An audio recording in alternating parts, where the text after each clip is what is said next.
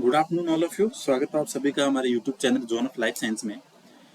आज के सेशन में अपन डिस्कस करेंगे important 20 questions from human physiology. Human physiology के इम्पोर्टेंट 20 क्वेश्चन डिस्कस करेंगे और अभी प्लेलिस्ट में एक फोल्डर बनाएंगे। प्लेलिस्ट के अंदर उसमें अपन बनाएंगे कि 200 important question from human physiology. ठीक है, 200 क्वेश्चन किसके सोल्व करेंगे? ह्यूमन फिजियोलॉजी के। तो आज उसका पहला सेशन है और इसी के साथ अपन ने parallel animal taxonomy, cell biology, molecular biology, genetics, इनकी प्लेलिस्ट बना रखी है जहाँ पे अपन वीडियो सेशन अपलोड करते हैं एमसीक्यू सॉल्व करने के बाद में। तो आज के सेशन में अपन important 20 questions from human physiology के सॉल्व करेंगे। तो पहला क्वेश्चन उसको देखते हैं। Water required for elimination of 1 gram urea. ठीक है, किसकी बात कर रहे हैं यहाँ पे? एक्सक्रीटरी सिस्टम की। ठीक है, एक्सक्रीटरी सिस्टम को जब भी अपन पढ़ते हैं तो एनिमल्स को अपन 3 कैटेगरी में डिवाइड करते हैं। कितने में करते हैं? बेसिकली 3 में करते हैं। एक आती है आपकी अमोनोटेलिक, जो किसका एक्सक्रीशन करते हैं? अमोनिया का। फिर आता है यूरियोटेलिक,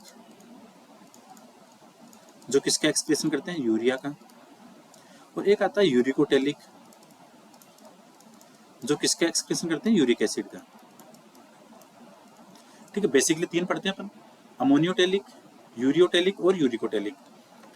एनिमल्स को 3 कैटेगरी में डिवाइड कर रखा है on the basis of their excretory products. ठीक है, तो पहला है आपका अमोनियोटेलिक। तो अमोनिया सबसे टॉक्सिक होता है, पहली बात तो ये। ठीक है, और सबसे ज्यादा वाटर रिक्वायरमेंट है इसको, 300 to 500 ml water require for 1 gram ammonia excretion. ठीक है, ध्यान रखना, 1 ग्राम अमोनिया एक्सक्रीशन करने के लिए 300 से 500 ml पानी की रिक्वायरमेंट होगी। उसी कंडीशन में अगर देखें अपन यूरिया को, तो यूरिया को 1 ग्राम एक्सक्रीशन के लिए आपको जो वाटर चाहिए वो होता है 50 ml, और यूरिक एसिड को चाहिए आपको ओनली 10 ml। तो सबसे कम पानी किसको चाहिए? यूरिक एसिड को। तो ध्यान रखना, अपना क्वेश्चन बोल रहा है कि यूरिया के एलिमिनेशन के लिए, तो ध्यान रखो 1 ग्राम यूरिया एक्सक्रीशन के लिए जो आपको पानी चाहिए वो होता है 50 ml। ठीक है, तो राइट आंसर क्या होगा? फर्स्ट का ऑप्शन नंबर ए, 50 ml पानी चाहिए आपको 1 ग्राम यूरिया एक्सक्रीशन करने के लिए, और सबसे ज्यादा किसके लिए चाहिए? अमोनिया के लिए।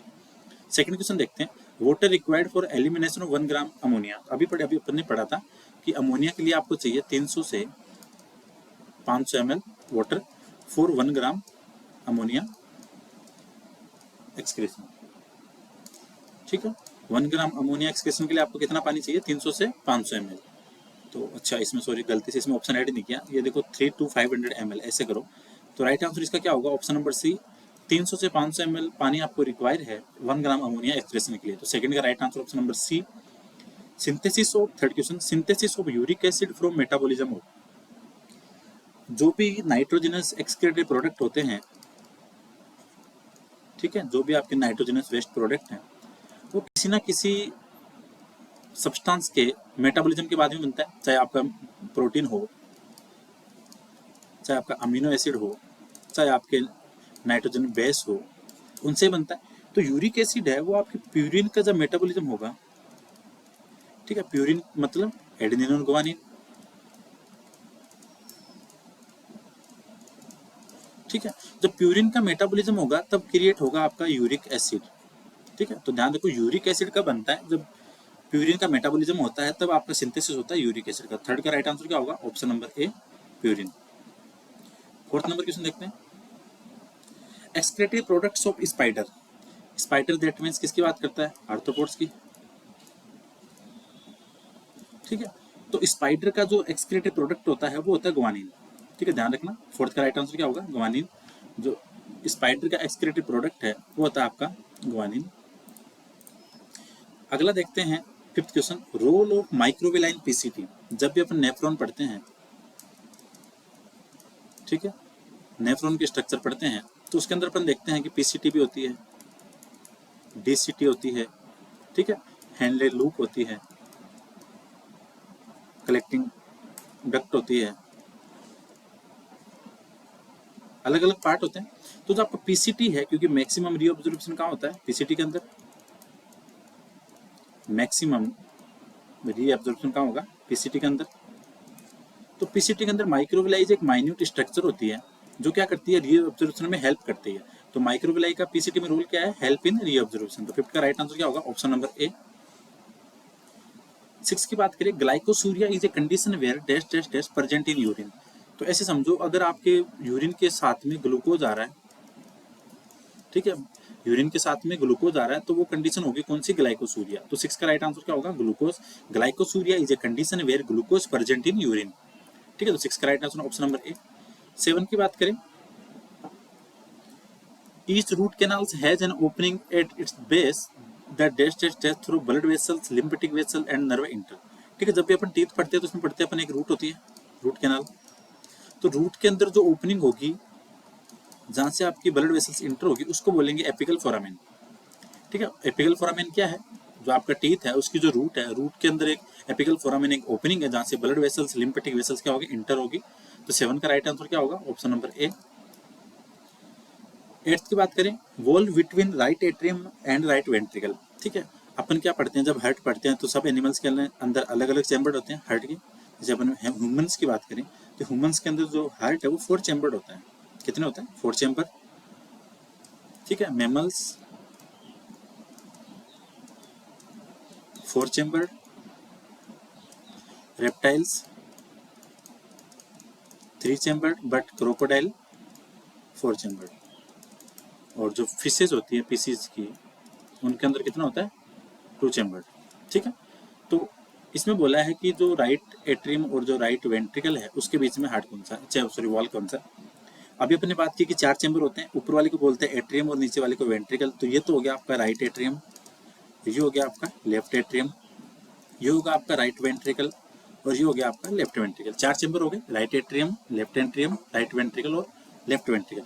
तो राइट एट्रियम और राइट वेंट्रिकल के बीच में जो वॉल होता है उसको बोलते हैं ट्राइकस्पिड। क्या बोलेंगे, ट्राइकस्पिड, ठीक है। ध्यान रखना, राइट एट्रियम और राइट वेंट्रिकल के बीच में ट्राइकस्पिड, और लेफ्ट एट्रियम और लेफ्ट वेंट्रिकल में कौन सा होगा, बाइकस्पिड, ठीक है। या इसको बोलते हैं माइट्रल वॉल, ठीक है। तो 8 का राइट आंसर क्या होगा, राइट एट्रियम और राइट वेंट्रिकल की बात कर रहे हैं तो ये आंसर होगा option number C, tricuspid wall. 9th number question यही बोल रहा है कि लेफ्ट एट्रियम और लेफ्ट वेंट्रिकल के बीच में उसको बोलते हैं बाइकस्पिड, या बोलो माइट्रल वॉल, ठीक है। तो इसके ए और बी दोनों सही है क्योंकि माइट्रल गलती से यहाँ पे लिख दिया क्योंकि बाइकस्पिड होता है। तो 9th का क्या होगा, bicuspid wall between left atrium and left ventricle. 10th number question है, thickest chamber of heart. Heart की अभी बात की 4 चैम्बर होते हैं, जो सबसे थिक होता है वो होता है आपका लेफ्ट वेंट्रिकल, ठीक है। जो आपका लेफ्ट वेंट्रिकल है, ये वाला पार्ट लेफ्ट वेंट्रिकल सबसे थिकेस्ट पार्ट होता है, ठीक है।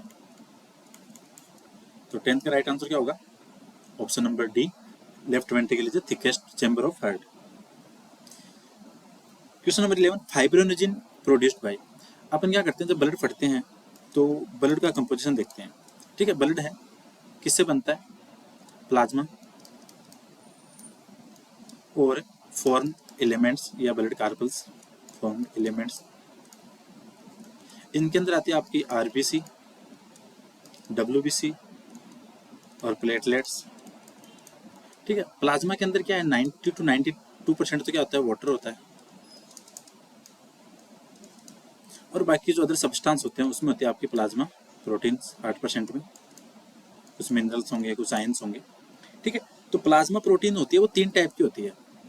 प्लाज्मा प्रोटीन कितनी होती है, 3 टाइप की। एक तो होती है आपकी फाइब्रिनोजिन,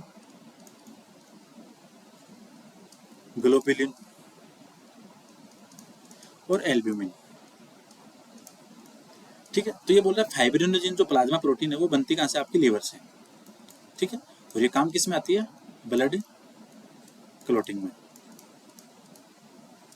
ठीक है। तो 11th का राइट आंसर क्या होगा, जो फाइब्रिनोजिन प्लाज्मा प्रोटीन है उसका सिंथेसिस होगा आपका लीवर में। 12 क्वेश्चन की बात करें, which plasma protein maintain osmotic pressure. तो अभी अपने बात की 3 प्लाज्मा प्रोटीन है, एक बार यहाँ दोबारा लिखते हैं, एल्बुमिन, ग्लोबुलिन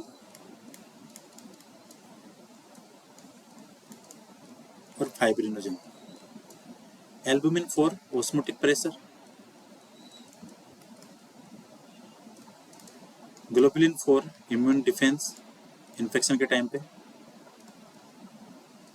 और फाइब्रिनोजिन फॉर ब्लड क्लॉटिंग, ठीक है। तो कौन सी ऑस्मोटिक प्रेशर कौन सी मेंटेन करेगी, आपकी एल्ब्यूमिन। 12 का right answer option number A. 13 की बात करें, which plasma protein transport fight against infection. तो इन्फेक्शन में कौन से काम आएगी, प्लाज्मा प्रोटीन जो ग्लोबुलिन है वो आपके काम आएगी at the time of infection. 13 का right answer option number B. 14 की बात करें मोस्ट अबंडेंट डब्ल्यूबीसी, तो सबसे ज्यादा डब्ल्यूबीसी होती है वो होती है आपके न्यूट्रोफिल्स, और जो सबसे कम होती है वो होती है आपकी बेसोफिल्स। लिस्ट कौन सी होगी? बेसोफिल्स और सबसे ज्यादा मोस्ट अबंडेंट न्यूट्रोफिल्स। 14 का राइट आंसर ऑप्शन नंबर ए। 15 की बात करें cretinism develops from hyposecretion of, cretinism कब होगी? जब आपके थायराइड का हाइपोसिक्रेशन होगा, मतलब कम सिक्रेशन होगा, तो उस टाइम जो डिसऑर्डर क्रिएट होगा वो होगा आपका क्रिटिनिज्म। तो 15 का राइट आंसर ऑप्शन नंबर ए। 16 की बात करें hepatic lobules is a structural functional unit of, जब भी अपन लीवर पढ़ते हैं तो लीवर बनता है आपकी माइन्यूट स्ट्रक्चर होती है, वो होती है हिपेटिक लोब्यूल्स। ठीक है, हिपेटिक लोब्यूल से मिलकर बनता है आपका लीवर। और ये हिपेटिक लोब्यूल्स कैसी स्ट्रक्चर होती है? ये होती है हेक्सागोनल स्ट्रक्चर होती है। ठीक है, और इन हिपेटिक लोब्यूल्स के ऊपर एक कनेक्टिव टिश्यू की लेयर पाई जाती है जिनको बोलते हैं ग्लिसन कैप्सूल्स। ठीक, तो लीवर बनता है किससे? आपका हिपेटिक लोब्यूल से बनता है, ये इसकी स्ट्रक्चर और फंक्शन यूनिट है। और हिपेटिक लोब्यूल्स की स्ट्रक्चर कहती है हेक्सागोनल है, और हिपेटिक लोब्यूल्स के ऊपर जो कनेक्टिव टिश्यू की लेयर पाई जाती है उसको बोलते हैं ग्लिसन कैप्सूल्स। तो हिपेटिक लोब्यूल्स किसका स्ट्रक्चर फंक्शन यूनिट है? वो आपके लीवर का। तो 16 का राइट आंसर क्या होगा? Option number B. 17 की बात करें the glomerular filtration rate in a healthy individual. ठीक है, जब भी अपन पढ़ते हैं एक्सक्रीशन के अंदर जो यूरिया फॉर्मेशन की प्रोसेस होती है ऑर्निथिन साइकिल, तब उसमें पढ़ते हैं ग्लोमेरुलर फिल्ट्रेशन रेट। तो इसमें पूछा है, ध्यान देना यहाँ पे, ये ml पूछ रहा पर मिनट। अगर ml पर मिनट पूछता है तो आपका होता है 125 ml पर मिनट, और अगर पूरे डे का पूछे तो वो होता है आपका 180 लीटर। ठीक है, 125 ml तो होगा आपका पर मिनट GFR, और 180 लीटर होगा आपका पर डे। ठीक है, तो 125 ml क्या होगा? पर मिनट होगा GFR। तो 17 का right answer option number D. 18 की बात करें before birth the haemopoiesis occurring, मतलब ब्लड फॉर्मेशन किसमें होगा? हीमोपोइसिस बिफोर बर्थ पूछा है तो वो उसमें होगा आपका स्टार्टिंग की जो बिफोर बर्थ होगा वो होगा आपका योग से। ठीक है, 18 का राइट आंसर क्या होगा? ऑप्शन नंबर ए योग से। 19 की बात करें primary site of haemopoiesis in the last 3 month before birth, क्या बोल रहा है कि जन्म लेने से जस्ट 3 महीने पहले, and continues as the main source of blood cells after birth the throughout life. जो ब्लड फॉर्मेशन की जो हीमोपोइसिस की प्रोसेस है, ये बोल रहा है कि कौन सा स्पेस है जहाँ पे जन्म से जल्दी एकदम जो लास्ट के 3 महीने होते हैं वहाँ पे, और वहाँ से लेकर continue through out the life वहीं से हीमोपोइसिस की प्रोसेस होती है। तो एक चीज़ ध्यान रखो, योगसेक है वो अर्ली होगा, सबसे पहले योगसेक होगा एम्ब्रियो में बिफोर बर्थ, योगसेक के बाद में होगा लीवर, फिर होगा स्प्लीन, और जो सबसे लास्ट होगा जो परमानेंटली चलेगा हीमोपोइसिस वो होगा आपका RBM रेड बोन मैरो में। ठीक है, तो 19 का राइट आंसर क्या होगा? रेड बोन मैरो, जहाँ पे through out the life haemopoiesis की प्रोसेस चलती है। ठीक है, through out life haemopoiesis process कहाँ चलेगी? रेड बोन मैरो में। ठीक है, 19 का राइट आंसर क्या होगा? Option number D. Last question है विच WBC प्रोड्यूस एंटीबॉडी, तो जो आपकी बी लिम्फोसाइट है, बी लिम्फोसाइट ये क्या करेगी? आपकी WBC एंटीबॉडी प्रोड्यूस करेगी। ठीक है, जो बी लिम्फोसाइट WBC है वो आपकी एंटीबॉडी प्रोड्यूस करेगी। ठीक है, WBC जब भी अपन पढ़ते हैं तो क्या पढ़ते हैं अपन? 2 टाइप के पढ़ते हैं,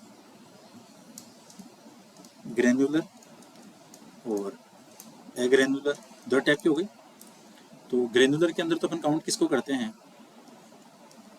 न्यूट्रोफिल, बेसोफिल और एसिनोफिल। ठीक है, और इसके अंदर एग्रेनुलर में लिम्फोसाइट और मोनोसाइट।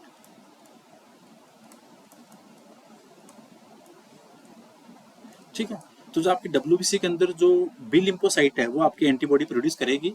ठीक है, और WBC के टाइप 2 टाइप के हैं, ग्रेनुलर और एग्रेनुलर। ग्रेनुलर में आएगी आपके न्यूट्रोफिल्स, बेसोफिल्स, एसिनोफिल्स, और एग्रेनुलर के अंदर आएगी आपकी लिम्फोसाइट और मोनोसाइट। ठीक है, तो ये थे आज के अपने 20 इंपॉर्टेंट क्वेश्चंस ह्यूमन फिजियोलॉजी से। Thank you so much for watching this video. मिलते हैं अगली क्लास में।